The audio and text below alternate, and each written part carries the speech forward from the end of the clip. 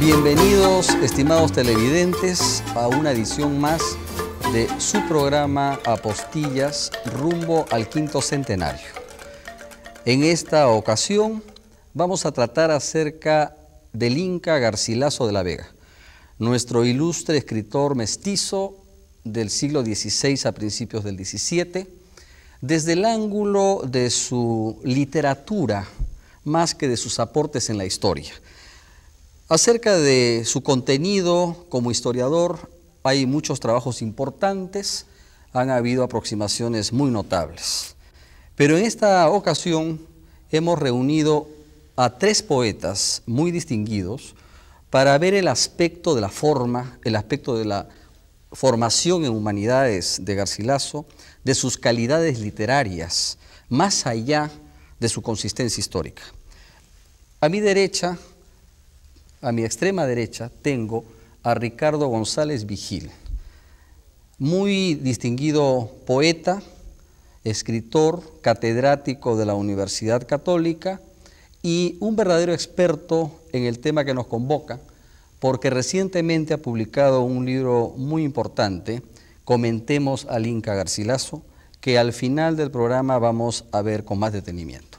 A mi derecha, al poeta Javier Sologuren, respetadísimo amigo, que está con nosotros también para ver aspectos literarios de Garcilaso. Él ha sido profesor en la Universidad Agraria y es uno de nuestros más distinguidos escritores contemporáneos. A mi izquierda, mi antiguo amigo y compañero de universidad, Marco Martos, que también ha hecho importantes trabajos acerca de Garcilaso, su obra y su influencia o presencia en la literatura contemporánea peruana. Bien, Ricardo, permíteme que empiece contigo para preguntarte, tú que has hecho estudios tan acuciosos sobre el tema, ¿cómo concibes la formación del Inca Garcilaso en el Perú y la España de su época? Bueno, mira, yo creo que el Inca Garcilaso es un escritor realmente complejo, muy rico en elementos, y como ya lo han establecido estudiosos como José Larriagüero y con más claridad Aurelio Miro Quesada y José Durán, es realmente un paradigma de un autor que, teniendo raíces autóctonas y un conocimiento excepcional de la geografía, la historia y la posibilidad nacional que podía tener su experiencia autóctona, sin embargo, junto con ello, él asimila lo mejor de la cultura de su tiempo, él asimila el humanismo, el Renacimiento, un poco más el italiano que propiamente el español, pero también se nutre en su educación en España, se nutre de ese ámbito creado por la Segunda Escolástica, por la Contrarreforma y por una versión del tomismo, de la doctrina tomista, que le permitía aprovechar elementos de distintas escuelas. Entonces, el Inca Garcilaso debe ser leído, debe ser estudiado con una visión que permita ver todos estos aspectos. Precisamente, si uno quiere enfocarlo, como es un poco la idea vertebradora de esta noche, uno quiere enfocarlo desde el punto de vista de un creador literario, un humanista, una persona empapada de la cultura de su tiempo, debe tener en cuenta que en realidad el Inca se propuso escribir historias, ¿no? El Inca es un historiador en primer lugar, pero ser historiador y tener una formación humanista y leer la historiografía del Renacimiento suponía necesariamente una gran preparación filosófica. Por eso el primer libro que publica el Inca es una traducción de unos diálogos de amor, una obra filosófica. Pero es una obra filosófica muy significativa, porque es el gran tratado acerca del neoplatonismo del siglo XVI. Claro. En ese sentido, no es seguramente algo que nos debe llamar la atención el hecho de que haya escogido de todas las posibilidades de trabajos de traducción una obra tan ingente, tan compleja y tan vasta como la de Diálogos de Amor. ¿Qué consideraciones te despierta que sea esa obra y no otra? Bueno, de alguna manera ya en Menéndez y Pelayo y en Durán hay observaciones que me son útiles, porque precisamente si algo caracteriza al Inca es un esfuerzo de armonizar que brota de la conciencia de que la realidad es conflictiva, que la realidad supone una dialéctica, supone una tensión, una oposición de elementos. La vida es tensa y para Garcilaso el deseo es buscar la concordia de lo discordante, buscar la síntesis.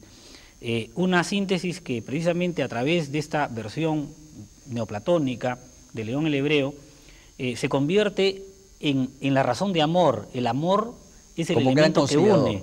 Claro, frente a la razón de Estado, frente a las razones de los intereses económicos, frente a cosas, más bien criterios étnicos o sociales que pueden romper, la razón de amor se impone como lo que debe unir. Por eso, alguna vez Durán hizo una metáfora muy bonita diciendo que toda la obra del Inca es una razón de amor. Muy bien. ¿No?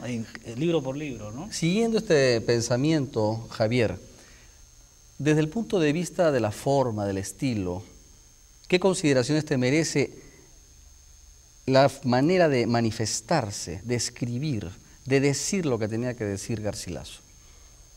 La primera consideración es una respuesta de admiración por la calidad de la prosa y el excepcional arte de narrar. Uno se olvida, y tal vez eso sea hasta dañino para la lectura del Inca, que se trata fundamentalmente de un historiador, de un cronista, el primero en el tiempo, el primero en excelencia, me parece, de nuestro pasado. Yo tengo los recuerdos más gratos del pasajes de los comentarios reales, que son generalmente muy antologados, los de Pedro Serrano o los de Rodrigo Niño, y otros más, por ejemplo, la travesía del padre de Garcilaso, el capitán Garcilaso, Sebastián Garcilaso de la Vega, de Buenaventura, que está narrado con un poder de sugestión, de participación, que suscita una participación en el lector muy, muy viva. Recuerdo que cuando estudiaba en San Marcos, literatura universal, tenía un catedrático que era poeta, Luis Fabio Chamar, del que tenemos muchos de sus alumnos recuerdos muy gratos. Era un hombre que sabía exponer las cosas con mucha vitalidad y simpatía. Y él, al hablarnos de la Odisea, nos decía que bien podría leerse como una novela de aventuras, lo que es muy cierto. Y pienso que eso se puede aplicar sin desmedro, repito, de la calidad, fundamentalmente de historiador, en lo que me he afirmado a leer parte todavía, no quiero jactarme de una lectura total de Comentemos al Inca Garcilaso de Ricardo González Vigil. No hay dudas que fue un historiador honrado, honesto, pero su gran arte de exposición literaria, esa facilidad para captar la acción, el mezclar elementos tan variados como al lado de la melancolía por los hechos penosos, está el humor, está la ironía, todo con una delicadez, una finura. Él, al compás de sus recuerdos, estos se van tiñendo indudablemente de cierta melancolía que despierta en el lector un sentimiento poético. Muchas gracias, Javier. Siguiendo con este pensamiento, Marco, entiendo que tú has hecho un importante estudio acerca de la presencia, la atmósfera, la influencia que tú hallas de Garcilaso Inca de la Vega 4 siglos más tarde en nuestros escritores peruanos contemporáneos. ¿Qué nos puedes decir sobre ello? Sí, esto tiene que ver con la fundación misma de una tradición. Creo que Garcilaso está allí en el comienzo, no solamente porque fue primero, sino porque fue mejor que muchos. Es decir, un escritor, cualquier escritor, tiene obligaciones con la lengua, conservarla, acrecentarla, mejorarla, pero hay unos cuantos que logran trascender esa importancia exclusivamente cerrada dentro del texto. Y Garcilaso es uno de ellos. Es decir, que su influencia va más allá, incluso de aquellos a quienes que lo leen. No necesitamos leer a Garcilaso para que el peso de lo que escribió caiga sobre todos los peruanos. Pero no solamente eso, sino que forma parte de una tradición más amplia, la tradición que podemos llamar de la literatura americana o hispanoamericana. Hispanoamérica es el único continente, o América Latina, para incluir la tradición en lengua lusitana, que tiene un cuerpo literario que va más allá de las fronteras de cada uno de los países. No ocurre esto con los países de Europa, ni de Asia, ni de Oceanía. Entonces Garcilaso está ahí en el comienzo. ¿Y qué es lo que trae a los escritores de Ogaño, a los escritores de este siglo? Justamente esto que se ha dicho tanto, que Ribagüero lo dijo magníficamente. Es decir, Garcilaso es un escritor mestizo. Habla desde el centro mismo de la lengua española, pero habla también desde la marginalidad. Y también desde la marginalidad han hablado Arguedas, ha hablado Vallejo, y bueno, todos los escritores indigenistas, por ejemplo, del grupo Orcopata, por ejemplo, Carlos Oquendo de Amat, e incluso Garcilaso llega a influir sobre escritores que podríamos llamar de la vertiente occidental, como Aurelio Mero Quesada, por ejemplo, o como escritores insospechados de indigenismo en primera instancia, como Javier Sologuren, que nos acompaña aquí. Sobre este tema quisiera volver en unos instantes más. Muchas gracias.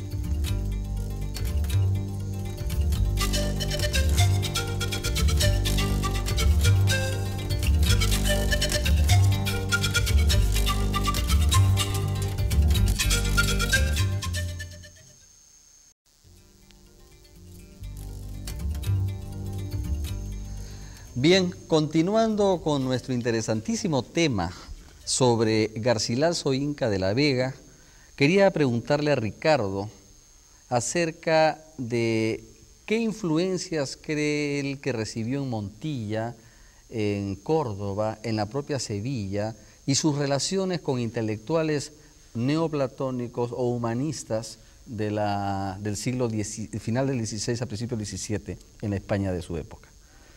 Bueno, está muy documentado este aspecto, ¿no? Los vínculos que él tuvo, sobre todo con jesuitas, con una serie de comentaristas de la Biblia, exégetas de la Biblia, y hasta el título mismo de su obra principal, Comentarios Reales, como lo orientó muy bien José Durán, no remite en primera instancia a Julio César, los comentarios de la Guerra de las Galias, que por supuesto lo sugiere, pero es más que nada una alusión muy inteligente, como es una obra de historia. Él es el Inca historiador, como César es el César historiador, Sí. pero aparte de que te hace pensar en la obra clásica, si tú te olvidas de eso y te va directamente a cómo son los comentarios reales en sí mismos, él dice que va a hacer la glosa, el comentario, la interpretación de lo que han dicho, sin entenderlo por completo, lo han dicho oscuro. Entonces, esa técnica es propia de los comentarios que hacen los comentaristas bíblicos, ¿no? Y que también se llaman, ponte, comentario al libro de Job, comentarios a no sé qué. Entonces, o sea que tú hay la encuentras... técnica, mira, hasta ahí puedes ver esas amistades, lo Tú llevan encuentras, al por un interés. lado, una gravitante relación con religiosos inteligentes y cultos de la Andalucía de finales del siglo XVI y principios del XVII.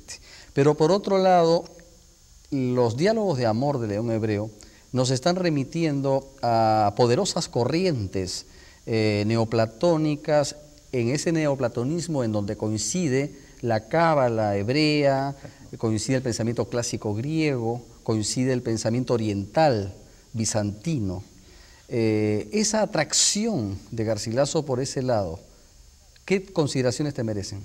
Claro, porque yo creo que es solo un aspecto, el que hemos mencionado, el contacto con el mundo bíblico, así como otro aspecto puede ser su memoria indígena, sino que el Inca es un espíritu abierto, y en eso yo lo he comparado en mi libro con Miguel de Cervantes, para el cual, sin dejar de ser muy español, coetáneos, el Renacimiento en sus fuentes italianas, el humanismo en sus fuentes italianas, es mucho más importante para su formación que las deudas españolas en sí. Pero y a eso través le pasa de ello el latín, ¿no? a los más importantes escritores españoles de su época. Eso no Es lo común, diferencia. Los más grandes, un Fray Luis de León, pongamos, o que es su un hombre de la pariente misma Garcilaso, época. Claro. su pariente Garcilaso, el poeta, años atrás. O un contemporáneo como es Fray Luis de León, que es el escritor que mejor representa la época de Felipe II, este humanismo de ese momento, y que, por supuesto, primero está para ellos los clásicos latinos, ¿no? Las traducciones griegas, los clásicos italianos, y después ya viene el mundo español. Ahora, eso el Inca es ¿no muy te parece representativo. extraordinario para un hombre solo, con poco apoyo económico y llegado a una tierra relativamente extraña como España, desde el Cusco, ¿no te parece extraordinario que se haya formado casi solo, de una manera tan fina, tan vasta, en disciplinas difíciles, como son la lectura de los clásicos? Eso, ¿qué piensas de eso? Claro, nuevamente yo lo compararía con Cervantes, ¿no? Yo creo que el Inca, como Cervantes, guardando las diferencias, porque el Inca sería más como un Herodoto, un Tito Livio, y Cervantes es más el creador, ¿no? Digamos, el Homero, Claro, lo ¿no? literario. El español, ¿no? Si uno trata de ver, cada uno en su campo es realmente notable. Ahora, el Inca es, para mí, el típico escritor que, como lo ha trabajado con mucha finura Luis Loaiza, tiene una trayectoria vital que, con sus dificultades, sinsabores, lo prepara para la gran obra. El Inca pasa 20 años primero de su vida en un Perú que está formándose como nación, tiene un material extraordinario vivido en directo, y cuando llega a sus 21 años, no llega a cualquier España, llega a la España del pleno siglo de oro, llega a la España incluso previa a la Armada Invencible, a los síntomas de derrota, vive en el momento más pujante del genio hispánico y todo eso lo asimila. Entonces, ¿por qué lo comparo con Cervantes? Porque al igual que Cervantes madura pasado los 40 años.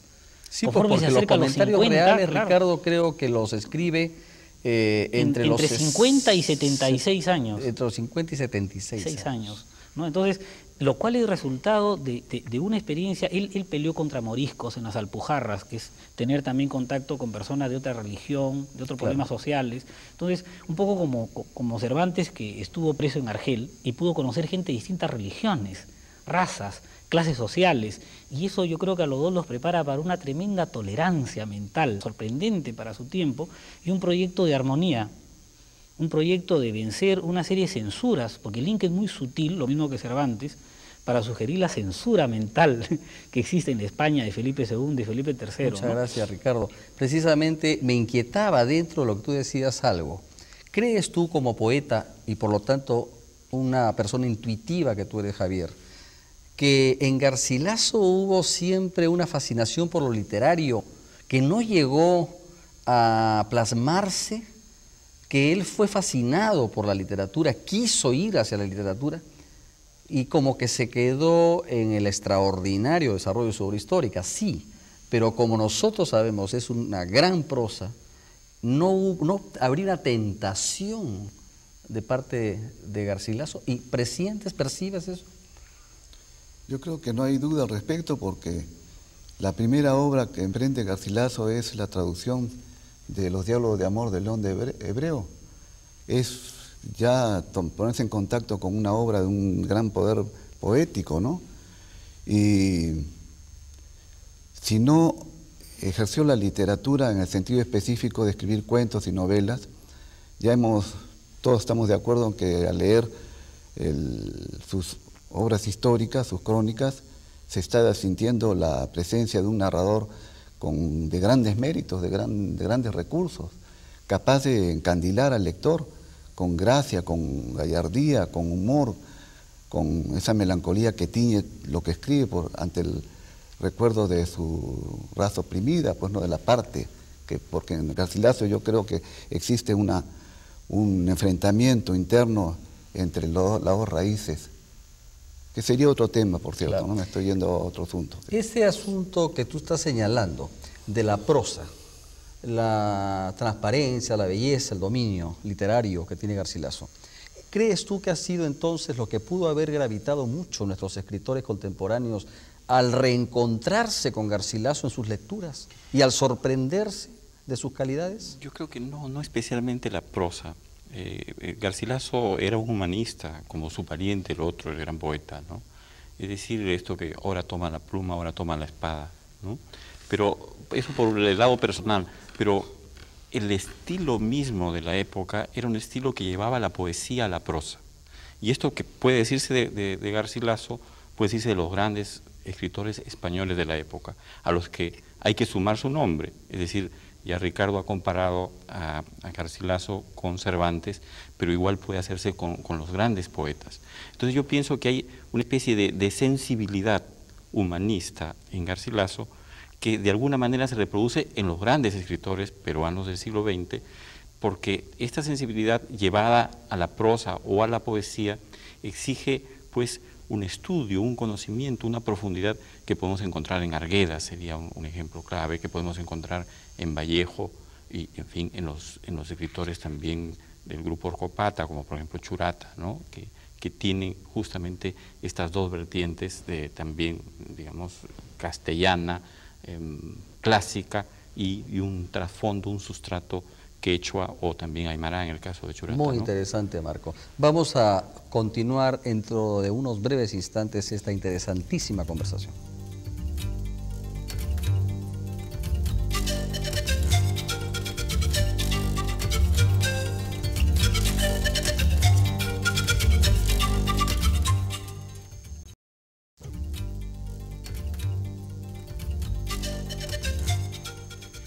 Bien, retomando nuestro tema acerca del Inca Garcilaso de la Vega, quisiera preguntar a Ricardo sobre los géneros de la literatura y de la historia, la poesía y lo que podríamos decir la ciencia del pasado. ¿Cómo crees tú que Garcilaso en su foro interno, difícil pregunta, toma una decisión para ir a uno u otro género en la creación intelectual? Claro.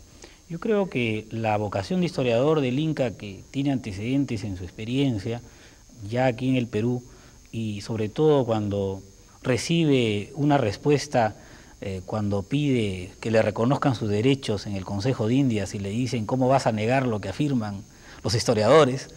Yo creo que hay toda una vocación de él de aclarar, y él, de acuerdo a la formación que decíamos hace un rato del humanismo del Renacimiento, se prepara, no es el cronista carente de formación que escribe simplemente para aclarar, sino se prepara artística, conociendo la retórica, la poética, la filosofía, para poder ser un gran historiador a la manera clásica. Entonces él se encuentra con algo a raíz de las ideas de Aristóteles, porque no solamente en el Inca hay elementos platónicos, ese es el sincretismo tomista.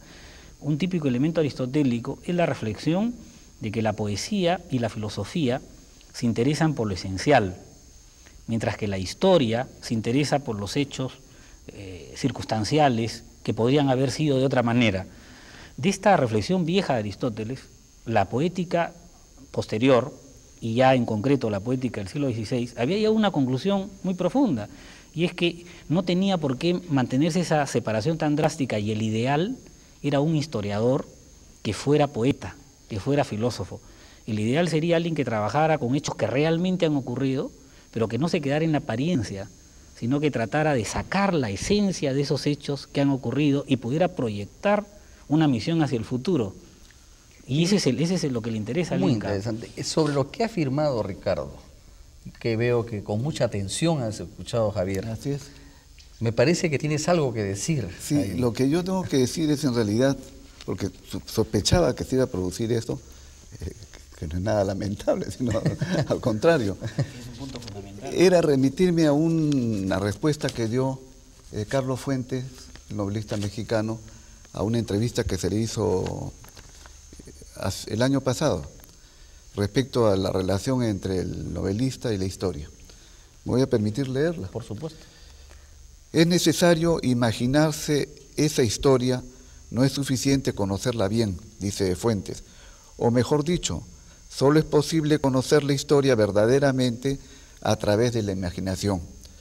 Los únicos que de verdad hacen justicia a la historia somos los novelistas, porque nosotros somos capaces de imaginarla viva. Se refiere ciertamente a la historia latinoamericana, pero realmente la afirmación me parece muy interesante y se puede proyectar hacia la obra de Garcilaso, y quedarían desvanecidas cualquier asomo de sombra sobre la veracidad y la calidad de historiador de nuestro De Inca, su ¿no? obra, claro. En ese sentido, Marcos, ¿piensas que lo que él aporta, Garcilaso, hasta nosotros hoy, gravita de una manera considerable en la vida colectiva, en la vida intelectual, en el perfil nacional, en su forma de entenderlo? Sí, creo que con una frase se puede sintetizar esto. El imperio de los incas que recuerda a la gente es el de Garcilaso. La época de la colonia que recordamos los peruanos es el de Ricardo Palma. Y bueno, la República, por lo menos en su siglo XX, tal como la imaginamos, la mayoría de peruanos es 1, la de Ciro Alegría, 2, la de Arguedas y 3, la de Vargas Llosa. En este sentido, lo que dijo Javier creo que es cierto, ¿no? Es cierto con estos ejemplos concretos en el Perú, pero naturalmente la imaginación no está solamente en la novela, sino que está también en la poesía, y últimamente se habla pues en la historia misma, en la historia como disciplina, de la necesidad de cultivar el imaginario, es decir, no solamente explicar los acontecimientos, los hechos, sino qué están pensando las personas de sí mismas y de su pasado. Entonces, nuestro pasado está en estos escritores, como la Lima de los años 50 está, por ejemplo, también en Julio Ramón Ribeiro, a quien no había citado antes y que creo que merecería incorporarse. Y la idea que tenemos los peruanos de nosotros mismos está también en Vallejo o en Martín Adán. Quiere decir que hay un trasvase permanente entre los acontecimientos y la vida creadora. Yo pienso que sí, que toda la historia, en fin, se puede un poco entender a través de la literatura. Y que el hecho literario, bueno, tanto en el Perú como en Hispanoamérica, como en España, generalmente se recuesta sobre historia. Esta es una frase de Menéndez Pidal, ¿no? Que los españoles, dice, se recuestan cuando hablan de literatura sobre la historia, o cuando hacen literatura. Yo pienso que esto vale también para los latinoamericanos y de modo especial para nuestra tradición peruana. Muy interesante lo dicho por Marcos, porque se concilia en gran parte con lo dicho por Ricardo y que podemos entender en el caso de Garcilaso. Parece que nosotros tenemos entonces casi medio milenio hablando de escritura, de una atención de los escritores, creadores, sobre que el material de su realización literaria es la realidad. Y esta realidad, en el caso peruano, es una realidad en donde pesa enormemente el pasado, porque el pasado como si no se hubiera resuelto, como si hubieran cosas pendientes, a diferencia de otras naciones que avanzan hacia el futuro dejando atrás su pasado como si ese ya se hubiera definido y entonces se ve intelectualmente, pero no se ve como algo vital que se siga arrastrando. No sé qué puedas decir sobre esto, Marco. Yo creo que ahora mismo, ¿no? En momentos, digamos, en décadas o en años recientes, se pueden citar algunos ejemplos de la fuerza de Garcilaso, ¿no? Uno, por ejemplo, el libro de Antonio Cisneros, Comentarios Reales, Sí. y otro tu propio libro, pues, Bueno, sí. Oro de Pachacamac. Muchas gracias por la mención. Un poco, espero que no Muchas no gracias caiga por la mal, mención. ¿no? Sí. Tú, Ricardo, Y ¿tienes Marco algo? justo ha mencionado a Menéndez Pidal, que es el que mejor ha estudiado cómo la épica de lengua española, desde la época del Cantar del Cid, tiende a la realidad y a trabajar con un material histórico, ¿no? Y ese es el contexto en el cual el Inca se crea, ¿no? O sea, recuerda que el mejor poema épico que se escribe en el Renacimiento español es la Araucana, por alguien que le escribe hasta en los momentos del combate, Así es. basándose en hechos históricos. Entonces, Inmediatos, para entender además. cómo entonces un poeta que quiere hacer gran épica y que quiere hacer gran tragedia, podía hacerlo con un material que era la historia y en prosa. Esa es la novedad del Inca, así Eso- como Cervantes que se atreve a hacerlo en prosa. De acuerdo. Es Eso más nos original, asoma- no en versos, sino en Eso prosa. nos asoma a la gran cantera realista española, ¿no? Eso, El ese es el realismo Inca. español. Descarnado muchas Exacto, veces, exacto. ¿no? Bueno, Garcilaso tiene muchos ejemplos en sus Extraordinario. propios comentarios reales, ¿no? Sí. Claro. Por ejemplo, cuando habla, en fin, del canibalismo de los aborígenes, ¿no? Antes de la llegada de los quechua, de los incas. O sea que con España tenemos también ese parentesco tan interesante que han subrayado Ricardo y Marco, en el sentido de que mucho de su literatura se alimenta de su épica histórica verdadera, real, y que ellos se sienten, los españoles y el Inca en el lado andino, como testigos y a su vez protagonistas de acontecimientos grandes, importantes, que merecen la literatura, que merecen el canto, porque los comentarios reales podemos decir que es un canto a la manera clásica, un cantar de gesta. Riagüero dijo que era lo más parecido a un cantar de gesta de la nacionalidad Muy peruana. interesante. Pero yo diría que además, y bueno, quizá lo desarrollamos después también, y eso va a lo más actual que es el Inca, junto con este lado épico, una épica histórica, es también un gran autor trágico. El otro lado del problema nacional, el otro lado que lo hace tan similar El a lado un sombrío, Arguedas, el lado- tan similar a un Ciro Alegría, terminando con masacres en un de Sancho de Ajeno, o las masacres con que cierra cada novela Escorza, o este desangrarse que es la poesía de Vallejo, etcétera.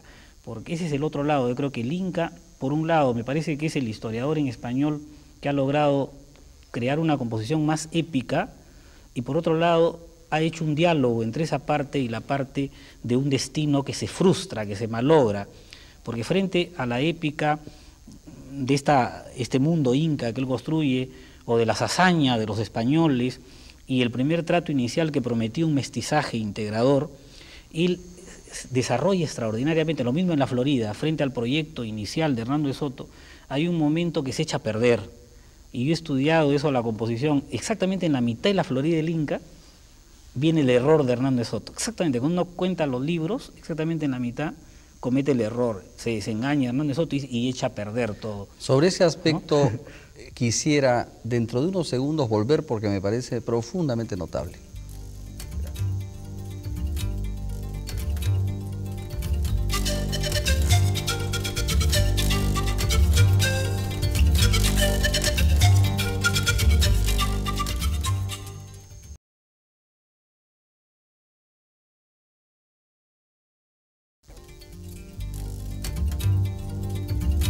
Continuando con lo que estábamos planteando segundos atrás acerca de las calidades literarias del Inca Garcilaso de la Vega, quería decirle a Ricardo si pudiera extenderse algo más en el interesante tema de el nudo literario de la obra de Garcilaso. Claro, yo me refería a lo siguiente, y es que para entender bien al Inca hay que percibir que hay un lado que él idealiza, y en el sentido filosófico lo reduce a su ideal, a su esencia, a lo más importante, con carga positiva, como si la historia manejada por la providencia divina llevara progresivamente a un desarrollo de la armonía y el triunfo del amor, pero este proyecto tan armónico se encuentra de alguna manera frustrado por elementos que él vincula al demonio, a los vicios, que tiene que ver con la ambición económica, política, la soberbia, y esto lo lleva a él a construir sus historias de tal manera que si uno lee con atención a la arquitectura, la división de los libros, un dato, por ejemplo, la primera parte de los comentarios está dividida en 9 partes, igual que los 9 libros de la historia de Heródoto, ¿no? Entonces, construye arquitectónicamente. Entonces, si uno agarra la Florida, exactamente cuando uno está en la mitad del libro, hasta ese momento ha predominado la aventura, el proyecto de conquistar esto. Hernández Soto escucha que parte de la gente ya está deseando dejarlo, y al sentir de que no confían en él, cambia la ruta, y en lugar de hacer la labor que iba a iniciar la colonización, para evitar que nadie regrese al mar, se mete y se pierde. Dice, a partir de la mitad, Garcilaso insiste en los errores de Soto que van a llevar al final, o sea, trágico. Una trama de corte literaria, claro, en la obra histórica. Igual en los comentarios reales. Los comentarios reales tienen 2 partes, la que antes de la llegada de Pizarro y la llegada de los españoles. Si uno lo divide eso, te das cuenta que la primera parte anuncia el fatum con un inca que tiene un pronóstico de que van a llegar los españoles exactamente en la mitad de la primera parte. Muy clásico eso. Los españoles llegan exactamente cuando ya acaba la primera parte, o sea, en la mitad. Sí. Ahora, y antes de que lleguen en la muerte antes de morir el inca Huayna Cápac, tiene esas visiones de los 3 círculos en la luna, así que es, hemos estudiado. Y cada círculo se va a cumplir ordenadamente en la segunda parte. Así es. ¿No? Entonces, tú ves cómo el fatum, y se cumple cada libro con que termina la segunda parte, como lo hizo notar Aurelio Miro Quesada, acaba con una muerte, hasta terminar con la muerte de Túpac Amaru y con el mal pago, entre comillas, porque esperaba la gloria que tiene el virrey Toledo cuando regrese a España, ¿no? Muy interesante. Entonces todo termina en desastre, es impresionante. Marco, ¿tú tienes algo que agregar a lo dicho por Ricardo? Sí, fíjate, yo creo que en cada episodio se da esta alternancia de luz y sombra. Por ejemplo, en lo de Pedro Serrano que citó Javier al comienzo, ¿no? Un náufrago que llega, le va muy bien, hasta que aparece otro, y este otro, bueno, entra en simpatía, pero luego terminan peleando, al final se reconcilian nuevamente. Entonces es un juego verdaderamente dialéctico que no es totalmente inconsciente. De otro lado, la propia vida de Garcilaso muestra esta luz y sombra, ¿no? Y él termina haciendo un viaje donde siempre resulta un marginado. Va para conquistar el mundo y termina siempre en la periferia del centro, bueno, como Vallejo, como Arguedas. Acerca de este notabilísimo personaje, ascendiente cultural de todos nosotros aquí y cumbre de la nacionalidad peruana temprana del siglo XVI al XVII, quisiera agradecerle a Javier si pudiera, como poeta, que es su máxima expresión en realidad en el mundo de la creación e intelectual, leernos un poema sobre Garcilaso de la Vega que él escribió, si fueras tan amable. Con todo gusto. El poema se titula Memoria de Garcilaso el Inca. En todo amor se escucha siempre la soledosa vena de agua donde se copia ausente un rostro vivo que fue nuestro. El agua surge, el agua nombra con suaves labios transparentes la vieja cuna sola y unas palabras en rescoldo. El amor es así, nos siembra solo en el alma y con el agua cánticos de la tierra nos traen anhelos memoriosos. Paloma triste de mi madre, abre en mi pecho la nostalgia. Córdoba es adusta y cae en mí un ocaso susurrante. Mi padre cabalgando en marcha, en hierro gris, en enemiga, el Cusco noble patria, piedra viril ante el destino. Oh corazón, sé pozo quieto, pero vivo de amor por ellos. Guarda sus sombras, guarda sus muy humanos resplandores. Por sobre ti pongo el oído y siento el rumor del sol, la luz del agua, el surco tibio, la mano buena del labriego. El amor es así, la sangre, el país que me habla por dentro, me hacen saber y sabe ser corriente agua el recuerdo. Muchas gracias, Javier, realmente encantador escuchar a uno de los más grandes poetas nuestros contemporáneos referirse con su género propio, la poética, a este personaje que nos ha congregado hoy. En unos segundos más volvemos a tratar el tema.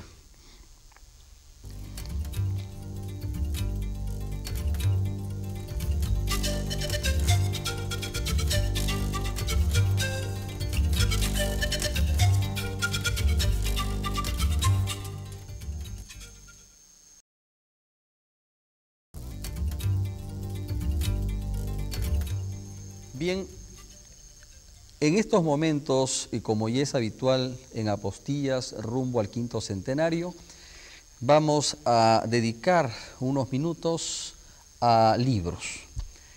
El tema de Garcilaso Inca de la Vega nos lleva de inmediato, por cierto, al tema de libros, pues ha sido uno de los autores nuestros alrededor del cual más se ha escrito.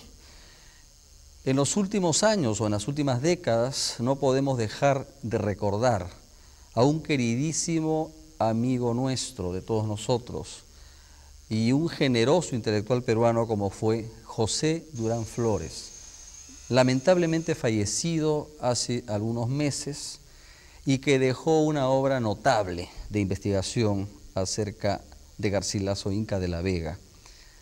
Junto con él, Aurelio Miró Quesada Sosa, que es pues el patriarca de las investigaciones en este siglo sobre el personaje que nos convoca. Quisiera, Ricardo, que nos dijeses a tu parecer qué investigaciones publicadas importantes se han dado en los últimos tiempos alrededor de Garcilaso. Bueno, aparte de los dos que han mencionado, yo veo que hay varias líneas de trabajo, ¿no? Por un lado, a mí me interesa mucho, aunque exageran el aspecto literario, me interesan los aportes de Enrique Pupo Walker, que lo trabaja como un narrador, como un poeta.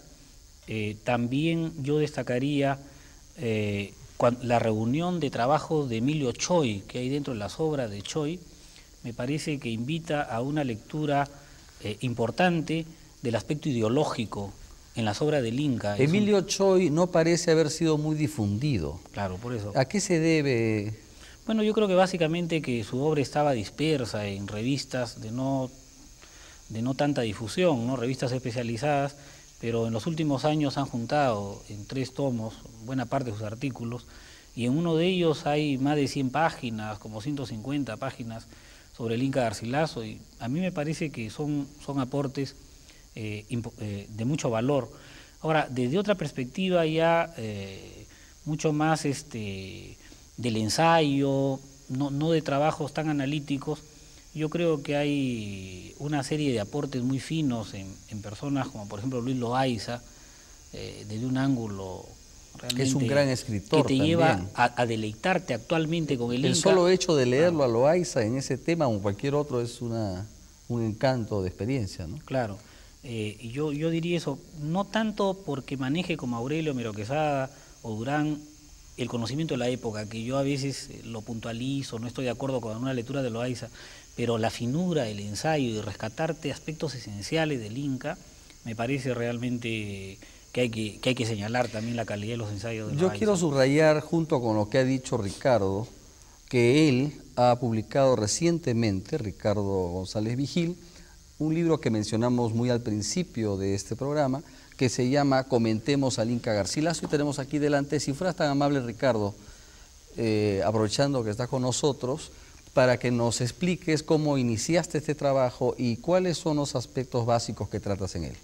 Mira, este libro es 2 cosas a la vez. Por un lado, es una antología, y yo era consciente de que existían muchas antologías. Una de ellas, por ejemplo, que podría destacar, también me he olvidado hace un rato, es el trabajo de Avalle Arce, Juan Bautista Avalle Arce, que es una buena antología, pero reducida, como la mayor parte de ellas, a la primera parte de los comentarios reales, la que trata el tema de los incas. Yo no conozco, es la primera vez que se hace una antología donde encuentras el prólogo a la traducción de los diálogos del amor el hebreo y pasaje de la Florida y de cada una de las partes. Entonces, es en ese sentido. Pero aparte, no es solo una antología, es una lectura del Inca. es un libro de crítica sobre el Inca. Porque tú vas llevando al lector, Claro. entiendo, Exacto. sobre varios textos y explicando qué quiso decir. Exacto. Entiendo, ¿no? Entonces, hay toda una introducción para ubicar al Inca, su trayectoria vital y su concepción de la historia y de la poesía y de la literatura.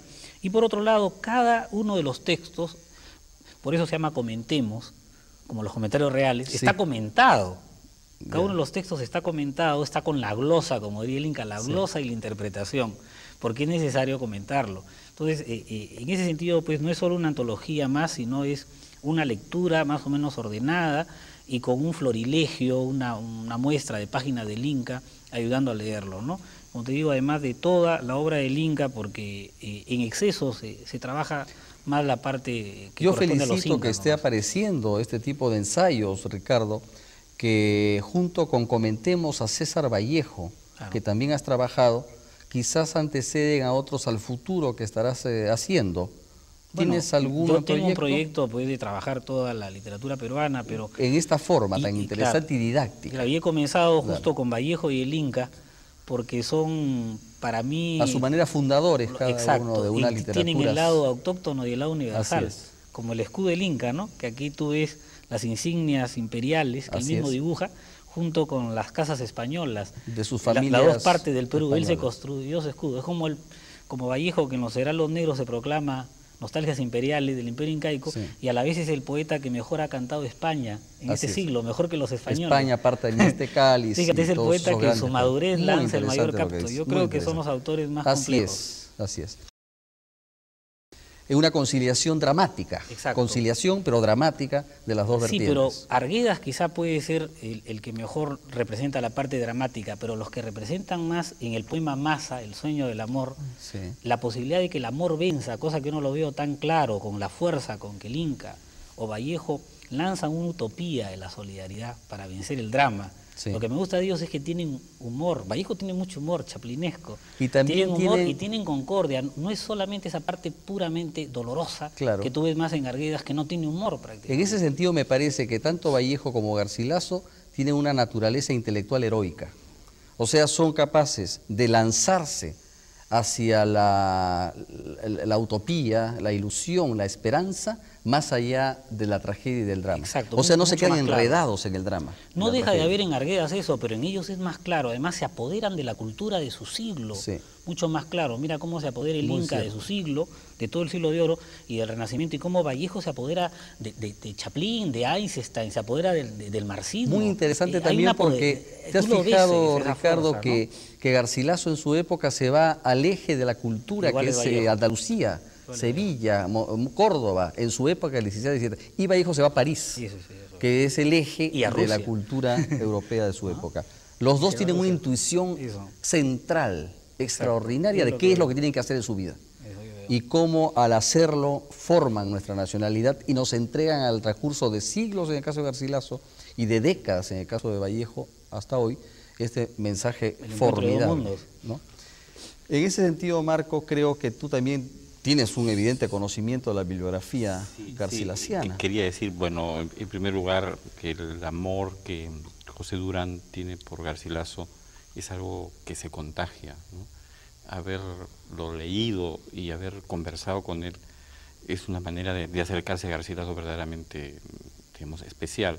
Pero quería decir también unas palabras sobre las otras personas citadas. Leí en una ocasión que en 1944 hubo el concurso este que se llamó después, un poco popularmente, el Premio Nacional de Poesía. El que lo ganó fue Mario Florián. Y en el jurado estaban personas insospechables de indigenismo, aparentemente, como Aurelio Miró Quesada. Entonces yo me puse a pensar, ¿qué puede llevar a Aurelio Miró Quesada a premiar a Mario Florián? Y bueno, no encontré respuesta, pero después la respuesta es evidente, es el nexo de Garcilaso. Ajá, bueno, pues, claro. Aurelio es un gran melgarista. Grandes Claro, trabajos claro. sobre Mariano Melgar, claro. Pero- Mestizaje. El mestizaje. Sí, pero una cosita más quería decir.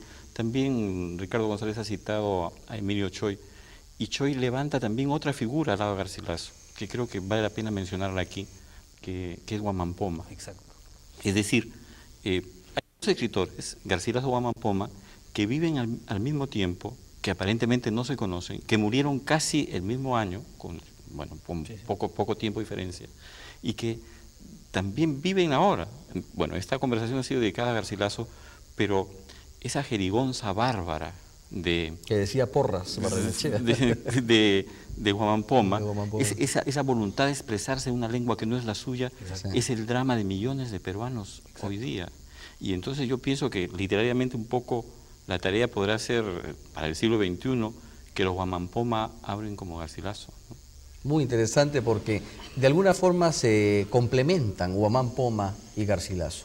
Ahí hay un punto, Ricardo, que creo que habrá que lanzar en investigaciones del futuro, cómo se complementan. O sea, el Garcilaso humanista, inteligente, occidentalizado en una cierta manera, que domina los clásicos, y Huamampoma el errante, el trashumante, el indio que está por las serranías hablando en este difícil castellano, en que es tan complicado seguirlo en su crónica, pero que es tan rico en lo que cuando uno se acerca con cariño y aprecio a él, puede sentir de la realidad delante. En este sentido también quiero pasar a libros que no están vinculados a Garcilaso, pero que son muy importantes hoy en el Perú. Quiero reseñar de José Luis Renique, Los sueños de la sierra, Cusco en el siglo XX. Este libro recoge una serie de temas en capítulos sumamente notables, a mi modo de ver, acerca de esta parte fundamental del país.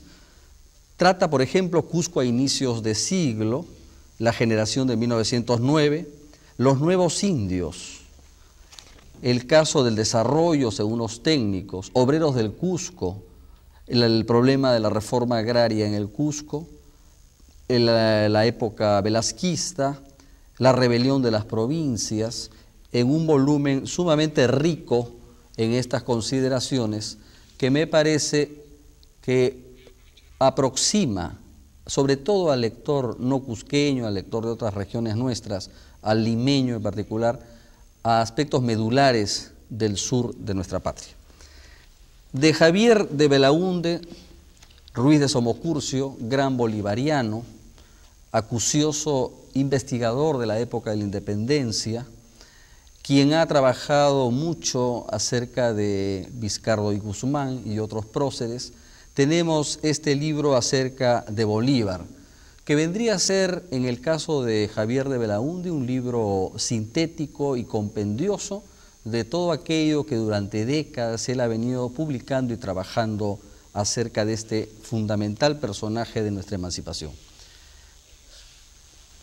Javier, el libro Historia del Santuario de Nuestra Señora de Copacabana, de Ramos Gavilán, es otro de estos libros notables que han aparecido en los últimos tiempos. En este caso, editado por un esfuerzo privado de Ignacio Prado Pastor, que ya nos tiene acostumbrados desde hace años a ponernos entre las manos y en las librerías libros muy cuidados, con muy buena presentación y particularmente dedicados al rescate de crónicas nuestras, virreinales fundamentalmente.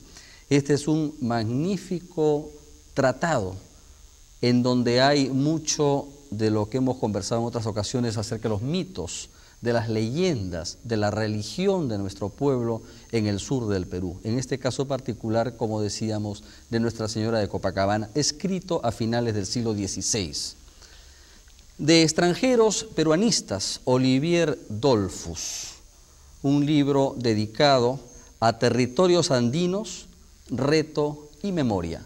Un libro inteligente que va recorriendo la realidad de nuestro Ande en relación al ser humano que lo habita y nos destaca cómo es la parte a 3.500 metros de altura o más poblada hoy sobre la tierra. En Europa, en los Pirineos, nos dice, por ejemplo, que hasta el siglo XIX había una población importante, pero que ahora está muy disminuida porque se han ido a vivir estos habitantes a ciudades y a zonas más bajas. En cambio, los nuestros indígenas y las personas mestizas o criollas que viven en los Andes a 3.500 metros o más son hoy los más numerosos habitantes del planeta a esas alturas. Todo este estudio muy recomendable y en librerías ahora. Agradezco muchísimo a nuestros amigos televidentes la preferencia por este programa y a Ricardo González Vigil, Javier Sologuren y Marco Martos, distinguidos escritores y amigos, por haber intervenido tan inteligentemente alrededor de este tema Garcilaso Inca de la Vega, nuestro gran mestizo. Muchísimas gracias por ahora.